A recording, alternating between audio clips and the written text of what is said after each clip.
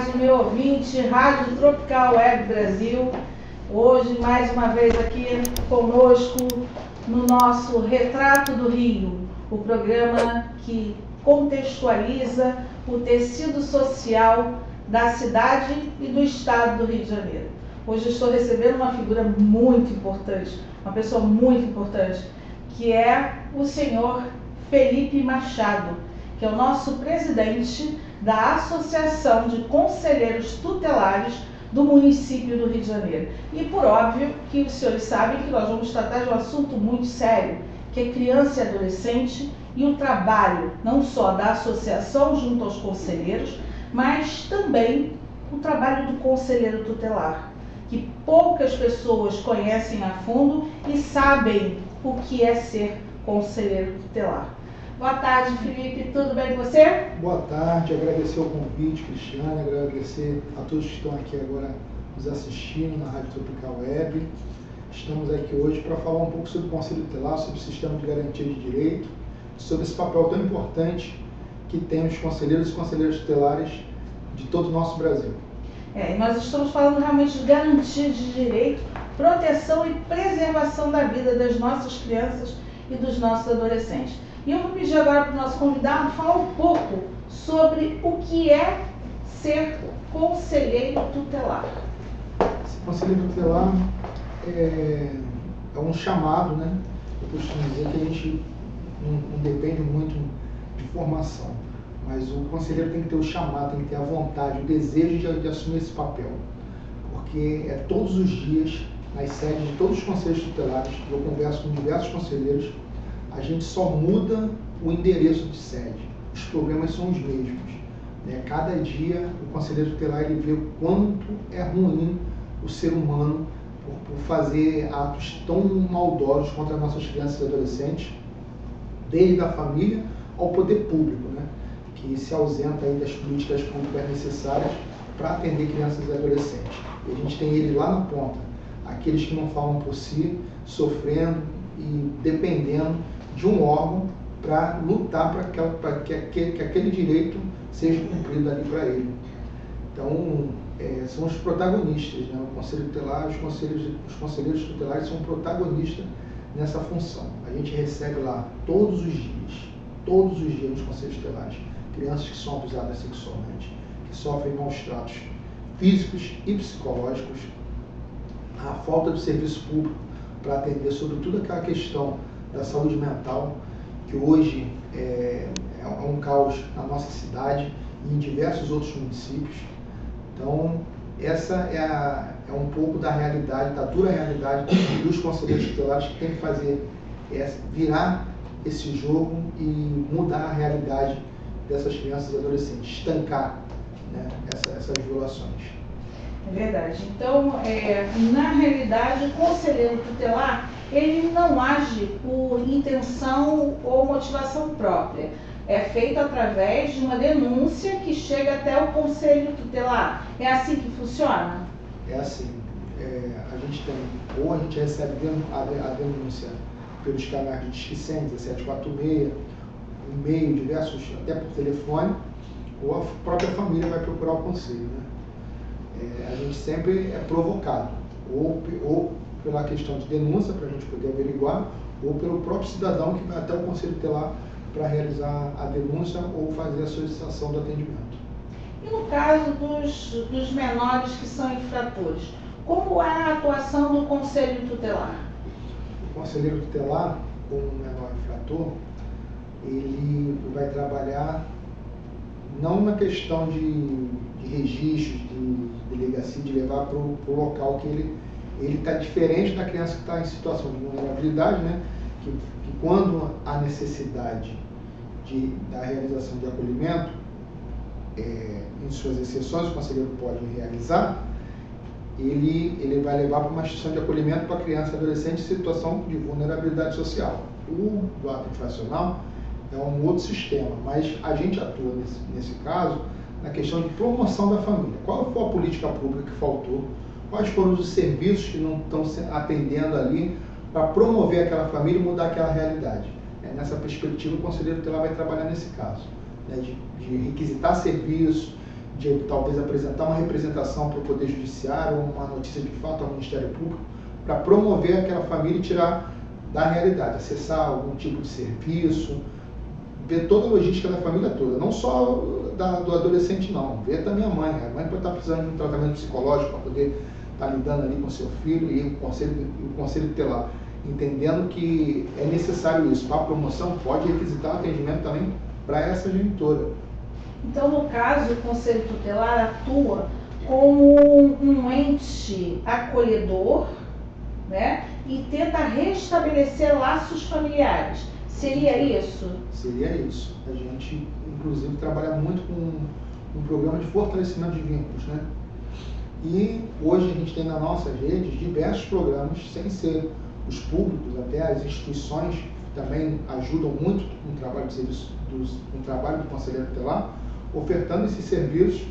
E como o conselheiro está ali no território, né? Porque ele é eleito ali no território, ele conhece a rede local, ele conhece essas instituições, ele vai ali costurando esse caminho para que essa família possa receber o atendimento e ser promovida.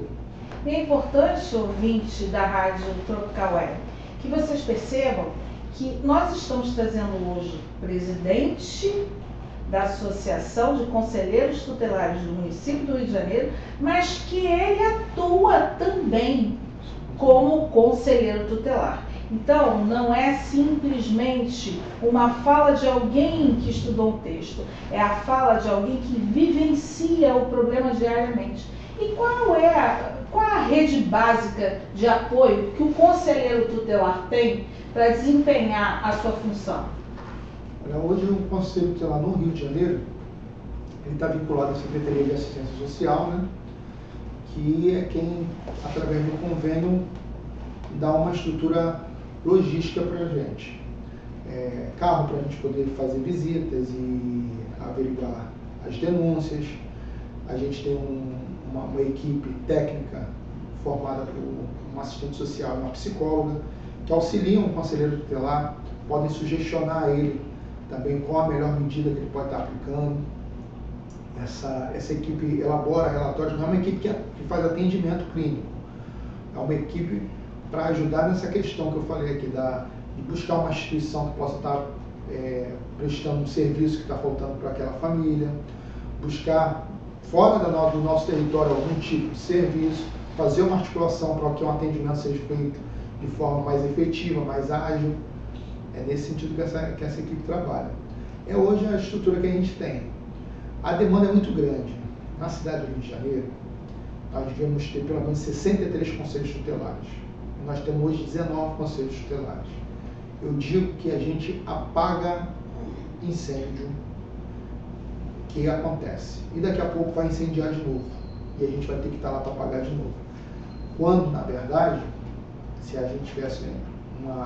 nós tivéssemos realmente o número de conselhos que fosse necessário, o conselheiro poderia hoje atender a família e monitorar para ver se a medida dele está sendo aplicada corretamente, para ver se os órgãos estão atendendo, para ver se a família está aderindo.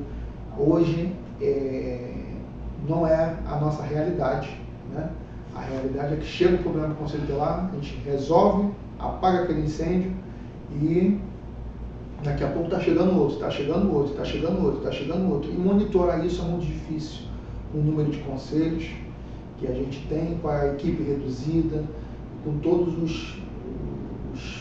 os problemas que a gente tem no meio desse caminho, principalmente falta de estrutura. Nós estamos no maio laranja, né? E, para quem não sabe, tudo começou com a trágica história de uma menina chamada Araceli, no Espírito Santo. Essa menina foi raptada por homens que a levaram para um local ermo e ceifaram a vida desta menina. E desde então, e por conta da brutalidade, as autoridades começaram a observar a violência contra a criança. E em 1988, com a Constituição e com o ECA, o ECA é o Estatuto da Criança e do Adolescente, nós tivemos também a instituição das pessoas que seriam os protetores dos direitos. Seria assim a dessa função. forma, eu vejo até o Conselheiro Tutelar como o Supremo Tribunal Federal do ECA. Né? A gente está ali para que aquele estatuto seja cumprido. Então, hoje, o conselheiro tutelar tem a regulamentação como profissão ou ele atua simplesmente como alguém que, através do voto, vejam bem, todo conselheiro tutelar passa pelo crivo do voto popular e também por prova técnica, porque ele precisa ter conhecimento para a aplicação de todas as medidas necessárias à proteção da criança e do adolescente. Como está hoje a questão conselheiro tutelar? Ele é regulamentado? Ele existe como profissão? Não existe como profissão.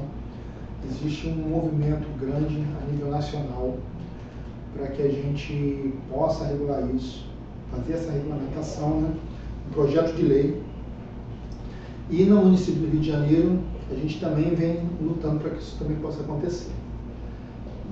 A gente tem discutido muito com o Poder Executivo, já fomos no Poder Legislativo, já fizemos diversas manifestações para que a gente possa dar legalidade a essa categoria, né?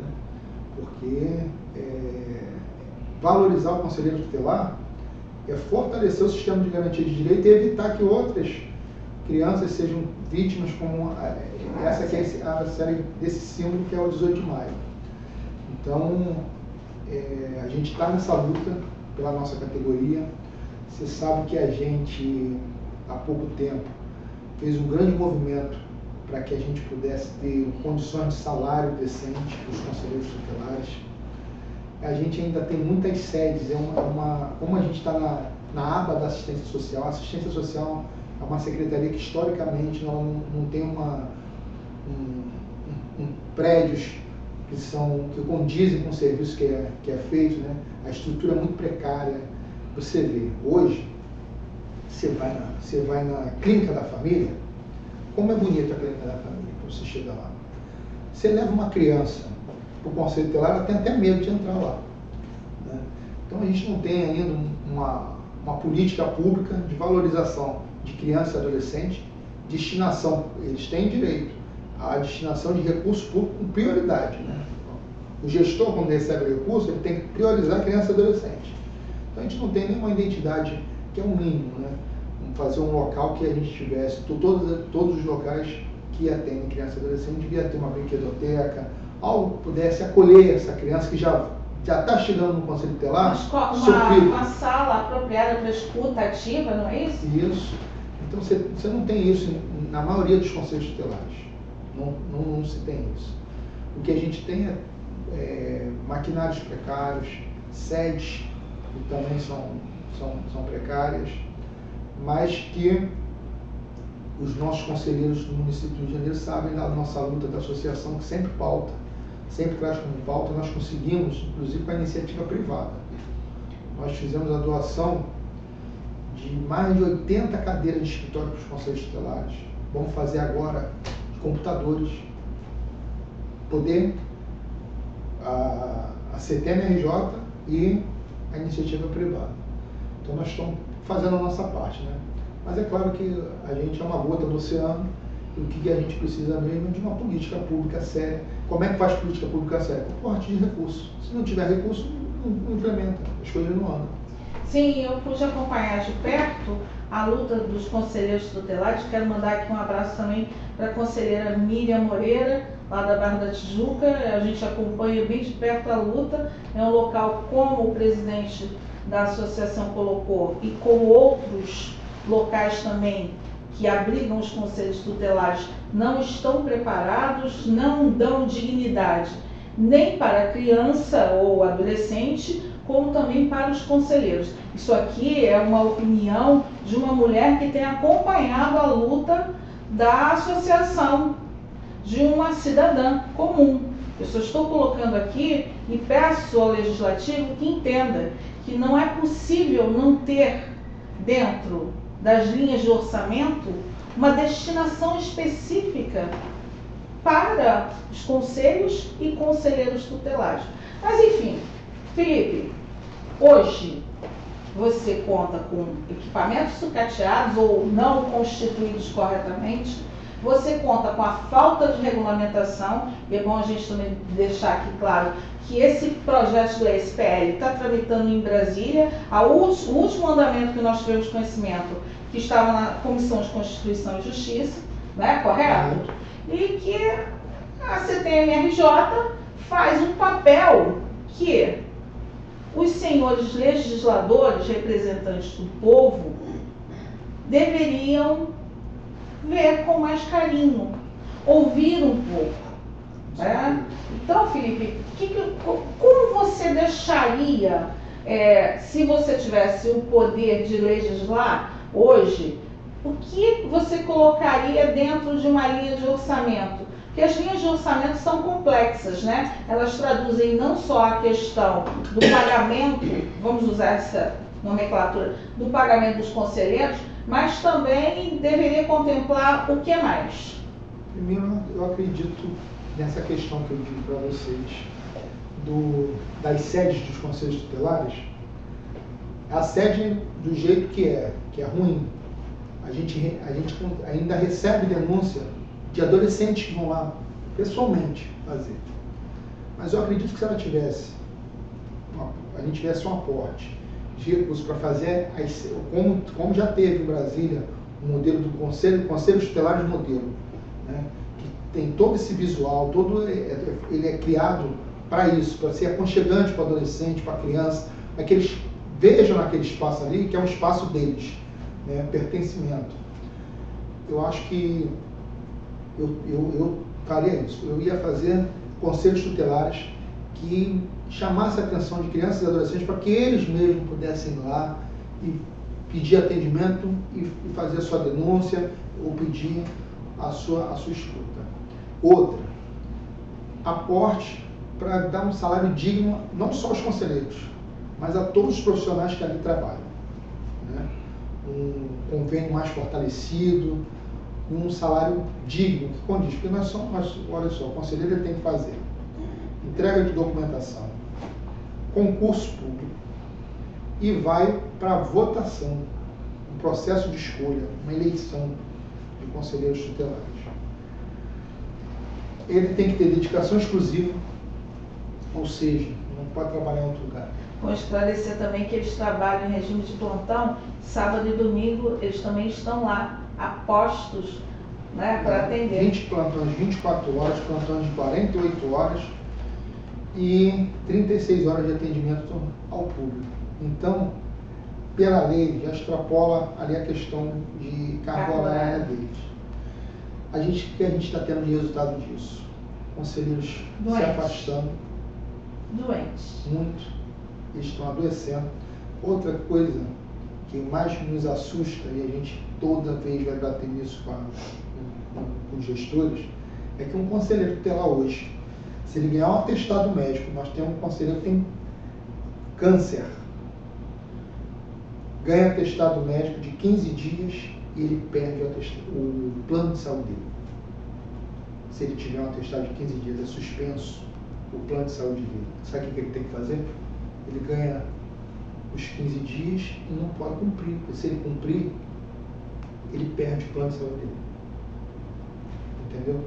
Porque nós somos uma modalidade exclusiva, nova, de nomenclatura na prefeitura. Nós não somos nem estranhos, nós somos uma modalidade nem mista. extra quadro vocês são. Né? Vocês são só... Nós somos indefinidos lá dentro. Algo, vejam bem, não é de forma depreciativa, mas vocês são algo, uma massa sem forma, que eles colocam de um lado para o outro, mas vocês têm um papel preponderante, porque afinal de contas vocês participam dentro da proteção, do cuidado dessas crianças e adolescentes e por tabela também a família.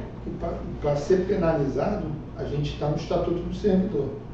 Para ser remunerado, ou seja, a remuneração atende o que as pessoas entendem que é um conselheiro tutelar, mas a punição é de servidor público. Ou seja, vocês não têm paridade, vocês não têm nenhuma linha de escala de carga tributária, não, desculpa, trabalhista, né? Porque vocês não têm, tem?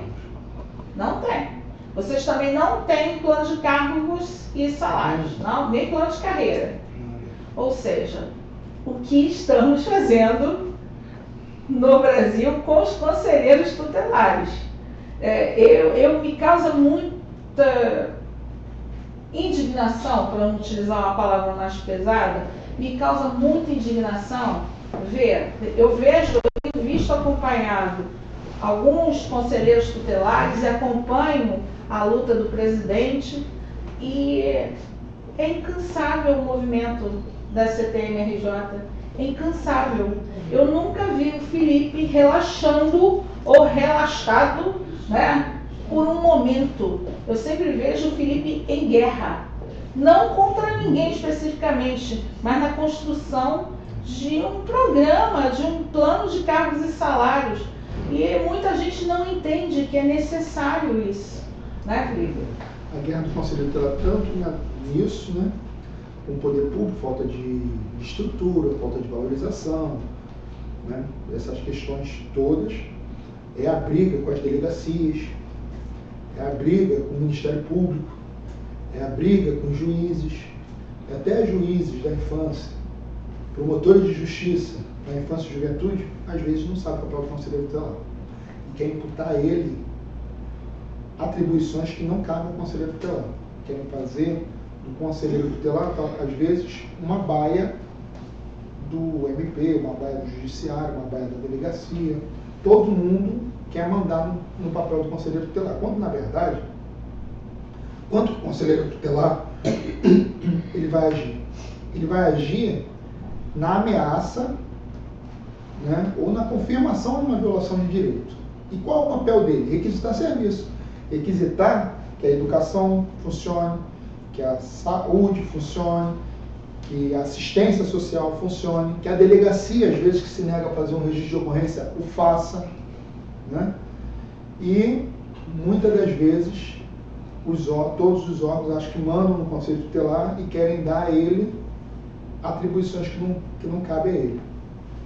Então, a nossa luta muito é pela valorização do papel desse conselheiro, mostrando que ele é o protagonista, ele é o eleito pela sociedade, né, pelo voto, para falar, para decidir, para tomar medida, para proteger a criança e adolescente. E o nosso papel hoje da associação é de fazer o quê? É de fazer com que essas medidas sejam validadas, que a decisão do colegiado, né, do Conselho Tutelar, que a maioria das decisões, todas as decisões, são colegiadas, são formados por 5 e 5% ali, debatem o caso e vão tomar medida. A doutora Cristiane, tive a honra de ter fazendo a assessoria da CTM-RJ, nós temos um grupo de advogados hoje que fazem um trabalho de defesa desses conselheiros tutelares de forma gratuita. Então, a sociedade precisa se empoderar disso, entender como é o conselheiro tutelar, da importância dele para a sociedade, para as crianças e para os adolescentes, né? E buscar que todo cidadão, o Estatuto da Criança diz, a sociedade somos todos, né? A família também tem, todo mundo é responsável por garantir direito de criança e adolescente. Quando todos nós falhamos, é caso de conselho tutelar. Então, nós temos que esgotar todas essas possibilidades, a gente tem que estudar, a gente tem que estar ciente disso tudo, para a gente poder garantir direito de criança e adolescente. Não cabe ir no Conselho Tutelar para pedir uma vaga de escola, isso tem que ter lá, né? Isso quem tem que garantir é a educação, porque chega tanta demanda para o Conselho Tutelar que prejudica, como eu disse, nós só temos 19, tinha que ter 63, mínimo 63, só temos 19 conselhos. Aí, ao invés da gente estar ali, focado nos casos de abuso sexual, de maus tratos físicos, maus tratos psicológicos, os casos mais graves, hoje agora nós estamos tendo uma onda de estupro coletivo que chega aos conselhos tutelares, a gente está resolvendo problemas que a própria rede deveria resolver, demandando tempo para o conselheiro tutelar de medidas que a própria rede já deveria resolver. Uma família, não cabe uma família ter que ir ao conselho tutelar para ganhar uma requisição de serviço para ganhar uma vaga numa escola. Ou para garantir um tratamento de filhos ativos. Tá? Você sabe que a gente tem feito até um trabalho com uma organização Criança na Escola, até a conselheira Miriam, que nos apresentou a ela, e hoje a CTMRJ, ela libera para os conselhos tutelares uma articulação com essa instituição que o conselheiro vai lá, requisita o serviço, a maioria das vezes a municipalidade nem responde ou nega a vaga. E aí, com essa negativa, essa organização ela tem advogados gratuitos para pedir o mediador escolar. Não é a OAB vai à escola. Não. Como é o nome da instituição? Organização Criança na Escola. Bom vocês marcarem esse nome. Organização Criança na Escola. Porque é uma rede de apoio dos conselheiros tutelares. Muito importante, que tem feito a diferença na vida de muita criança. Olá, eu sou a Carla Cis.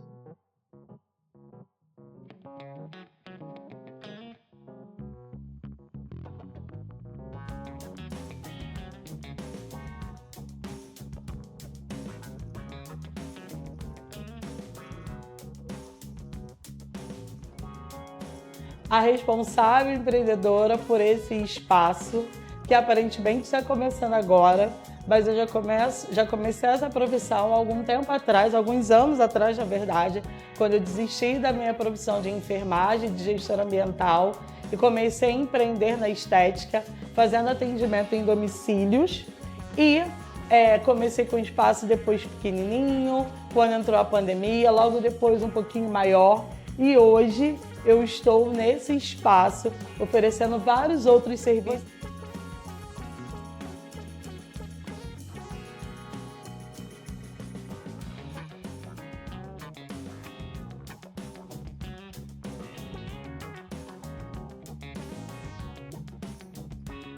Você chegando aqui vai encontrar a New Design para fazer as suas unhas, pé e mão. Aqui também vai ter o serviço de depilação, alguns dias com a parceria com a Rosângela, outros dias vocês vão estar comigo também para essa depilação. E você vai estar comigo para fazer o seu tratamento corporal e facial. Então sejam bem-vindos ao Estúdio Estética Carla Cis.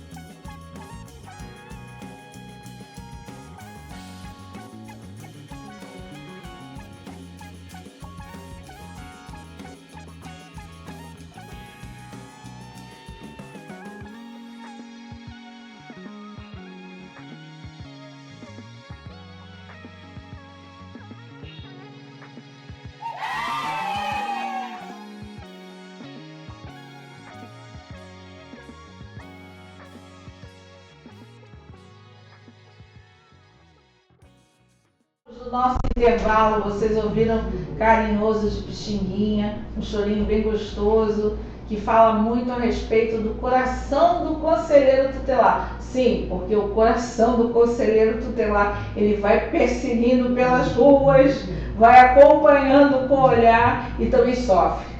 Sofre, porque a profissão ainda não está regulamentada.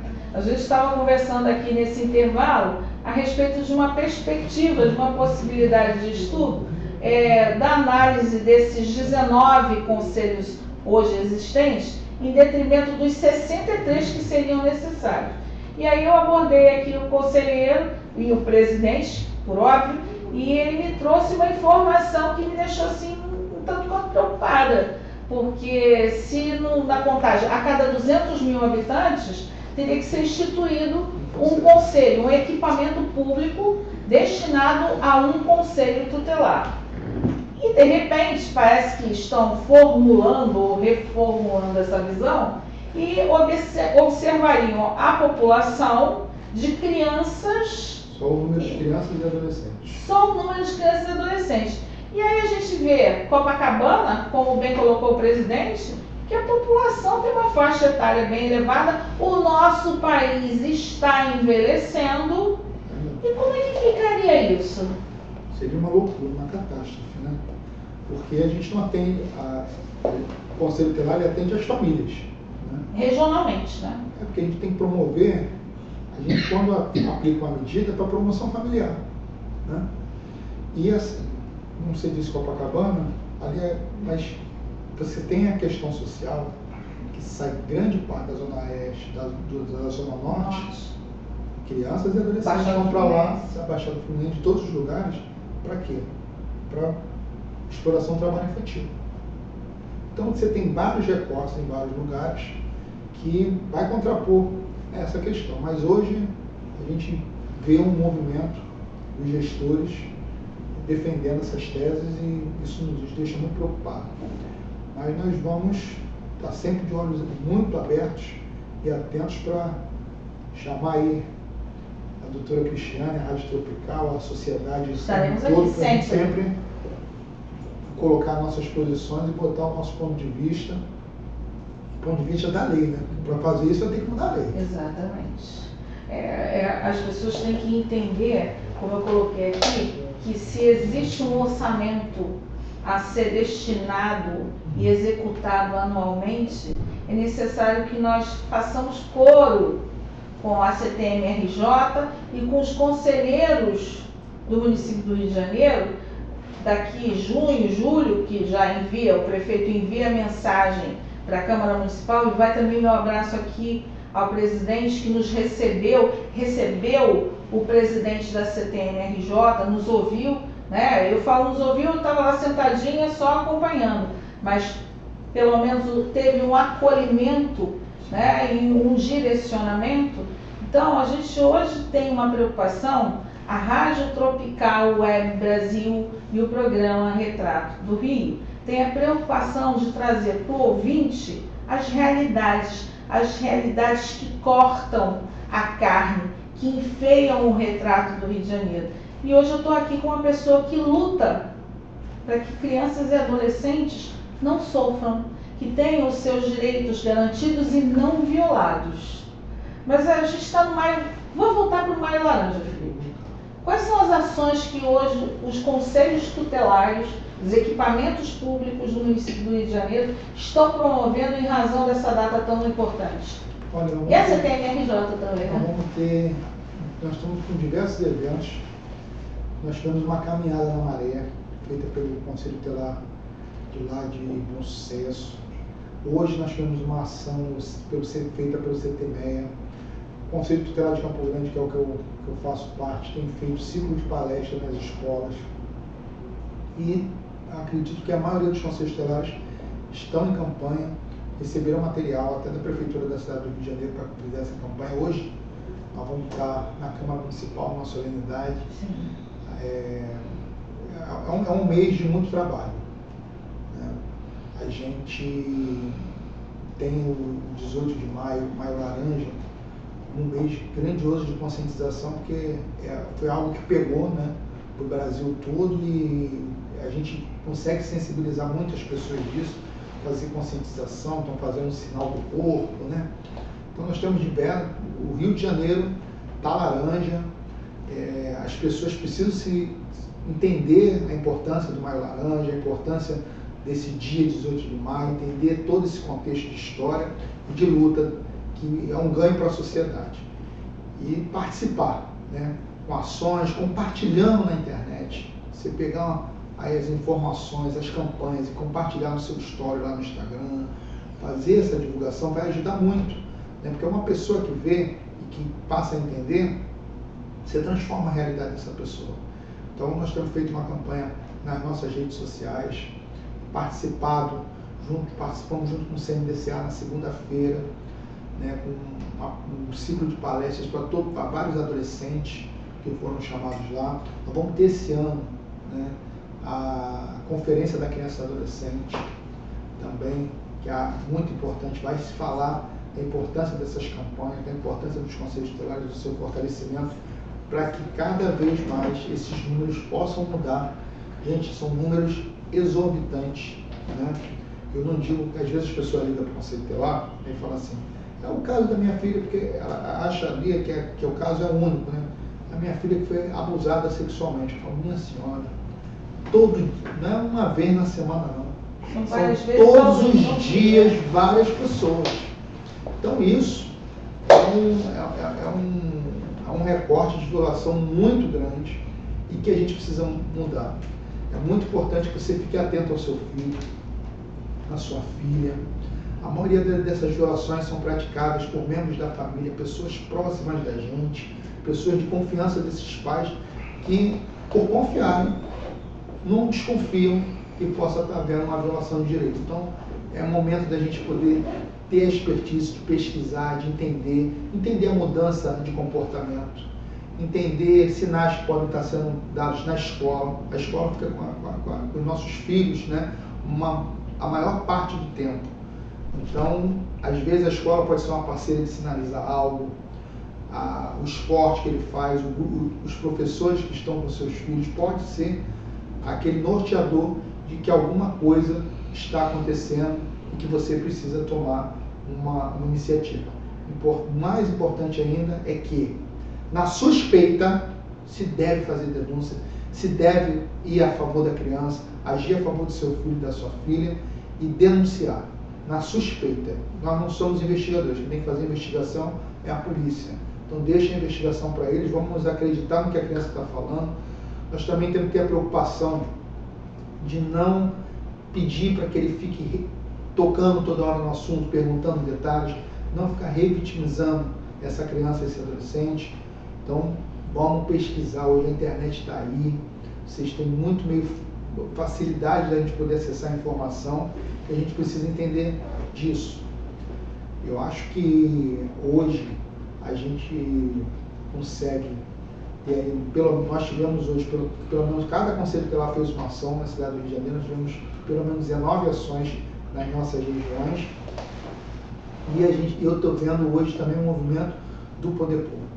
Preciso destacar aqui, né, que é esse evento importante hoje que vamos ter na Câmara Municipal. Nós temos um vereador na Câmara que sofreu isso na sua própria vida, né, pessoal, né? Então, assim, não tem destinação de cor, de raça, de classe social. Acontece em todos os lugares, porque eu converso com as conselheiras da Barra, chega lá do mesmo jeito que chega em Campo Grande. Chega em Campo Grande do mesmo jeito que chega em Santa Cruz. Chega em Santa Cruz do mesmo jeito que chega em Bom Sucesso. E na Rocinha, e na Zona Sul, em todos os lugares da cidade do Rio de Janeiro, chega. Então, a gente precisa estar ciente disso e de mostrar a importância desse mês do Maio Laranja como uma campanha da sua família. Faça essa campanha, vá para a rede social, pesquise, compartilhe e troque informação. Essa é a nossa... A gente não pode... Olha, a gente não tem nem que completar. Primeiro porque ele é presidente da Associação dos Conselheiros Tutelares do município do Rio de Janeiro. Segundo, que ele visita e vive todos os dias essa trágica, porque para mim é trágico, essa trágica realidade. Mas a gente também tem que colocar aqui um ponto. O presidente falou a respeito da atuação do CMDCA. Qual o papel qual a ligação que existe entre o CMDCA, que é o Conselho Municipal dos Direitos da Criança e do Adolescente, não é isso? E os conselheiros tutelares? Então, o CMDCA, eu tenho até um artigo publicado no livro Conselho Tutelar em Foco, que eu falo sobre o papel do Conselho Tutelar e do CMDCA. Que começa na eleição dos conselhos tutelares, que eles são responsáveis de organizar o processo de escolha. O CMDCA é o norteador da política pública de criança e adolescente. Eles criam, devem partir deles a criação, a discussão da política pública. A proposição. A proposição de mudar aí a realidade de nossas crianças e adolescentes. A gente tem hoje um diálogo muito bom. O CMDCA mudou agora a gestão, tivemos a eleição tem 20 dias, se não me engano, e eles se relacionam bem com os conselhos, se organizam com as instituições, compõe, que presta esses serviços que eu falei aqui, que complementa a rede municipal, né, o serviço público, é feito por essas instituições. A minha crítica que eu tenho é a seguinte: o CMDCA ele dispõe de recursos, né? Fundo da Criança, Fundo da Criança e Adolescente. Ano passado a gente tem bastante recurso e é aportado nessas instituições, em patrocínios de projetos especiais. Eu acho que o grande desafio do CMDCA é democratizar isso, O acesso a esse fundo, para que ele chegue mais rápido nas instituições, e que você não pode ter uma instituição que pratica o contraturno escolar com o mesmo peso de uma instituição que faz acolhimento institucional de criança e adolescente. Claro que não. Você não pode ter a instituição que enfrenta a questão do autismo e das situações neurológicas, dos neurotípicos, recebendo a mesma coisa que quem faz contraturno escolar. A gente não pode ter quem vai tratar do abuso sexual, da escuta especializada, no mesmo pacote. Isso precisa ser diferenciado, precisa chegar mais recurso para quem aceita esses desafios. Então, essa é a nossa luta no CMDCA. A Associação dos Conselheiros Tutelares tem tido em todas as assembleias voz. Nós coordenamos, através da conselheira Marli, a gente faz parte da coordenação do Fórum DCA, né, que é o fórum das instituições que estão cadastradas no CMDCA. Então, hoje a associação tem esse papel político de trazer as questões da ponta, que nós estamos na ponta, junto com as instituições, para falar com o CMDCA, porque eles que elegem quem está lá no CMDCA, que é composto por poder público e sociedade civil. Então, eu acredito que a gente fez um grande movimento esse ano, conseguimos eleger pessoas que têm um compromisso com a nossa pauta, né? E a gente está construindo um diálogo diferenciado com eles, com as propostas e com uma escuta e um olhar voltado para o Conselheiro Tutelar. Eles também são responsáveis pela Corregedoria dos Conselheiros Tutelares, que é quem avalia denúncias contra os Conselheiros Tutelares, né? A gente tinha muitos parênteses quanto a isso.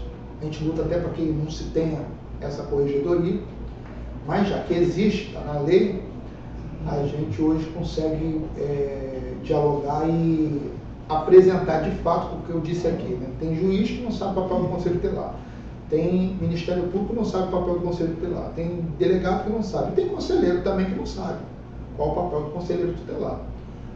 É preciso sempre estar aprofundando a discussão, o debate, para que não haja, porque o Conselheiro Tutelar, olha só, o político, ele quando vai ser afastado, ele é afastado, ele continua recebendo o salário dele, ele, às vezes, tem político que é preso e o salário está lá e o gabinete continua, né? Juiz também. Não é? Agora, o Conselheiro Tutelar, ele cometeu algo, eles estancam algo, suspende o pagamento, tira do Conselho Tutelar. Nós tivemos um caso disso de diretores da associação, né? Tirou o cara, teve a inscrição para ser candidato, ele foi impedido de ser candidato. Quando acabou o prazo dele, que ele foi impedido de ser candidato, começou o processo de escolha, não tinha nada não, era errado. E aí? Acabou com a vida do homem, né? E aí ficou alerta que essa corregedoria também tenha um modus operandi construído junto com os conselheiros tutelares e que tenha um membro neutro, porque tem que haver imparcialidade na hora de julgar uma vida, colocar o nome de um profissional de qualquer modo na rua, e a gente sabe que isso acontece, não vamos aqui tapar o sol com a peneira. Felipe, muito obrigada. Agora, a pergunta que encerra toda vez o retrato do Rio.